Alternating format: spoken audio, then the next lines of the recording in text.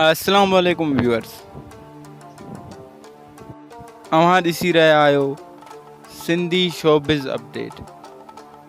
ऐं अॼु जी हिन वीडियोज़ में मां तव्हांखे ॿुधाईंदुसि मुमताज़ मौलाई जी ज़िंदगी जे अहम सवालनि जे बाबति ॻाल्हि कंदुमि, जिन सवालनि जा जवाब मुमताज़ मौलाई कुझु पंहिंजे इंटरव्यू में ॾिना हुया।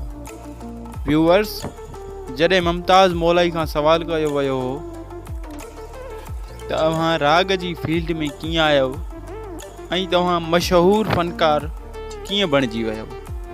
दोस्तो, इन ते मुमताज़ मौलाई जवाबु ॾिनो त आउं 17-18 सालनि खां हिन फील्ड में आयुसि ऐं मुंहिंजी जेका घणी उमिरि आहे सा शाइरीअ में गुज़री आहे।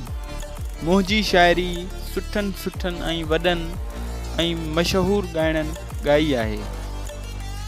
हिन चयो त जॾहिं अॻिते हली थोरी शिकस्त खाधी कुझु आर्टिस्टनि खां, मूं इहो ई फ़ैसिलो कयो त मूंखे ॻाइणो आहे ऐं हिन चयो त पोइ मूं ॻायो जहिड़ो ॻायां पियो।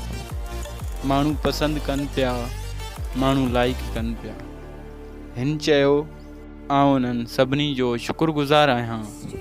हिन चयो त मां जिथे वेंदो आहियां त मूंखे जीअ में जायूं ॾींदा आहिनि।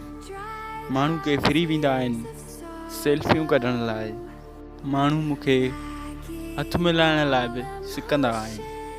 पर आउं हमेशह ॿियनि खां फ़नकारनि खे बि इहा ई हिदायत कंदो आहियां त हमेशह पंहिंजे चाहींदड़नि जी इज़त कयो ऐं उन्हनि जी इज़त कयो, उन्हनि सां इज़त सां मिलो। इहो ई असांजे लाइ काफ़ी आहे। हिन मुमताज़ मौलाई चयो त मुंहिंजे चाहींदड़नि जो को बि तइदाद या ॻणप वग़ैरह न आहे। ॿाहिराड़ी खां वठी शहरनि ताईं मुंहिंजा चाहींदड़ मौजूदु आहिनि। आउं उन्हनि जो शुक्रगुज़ार आहियां।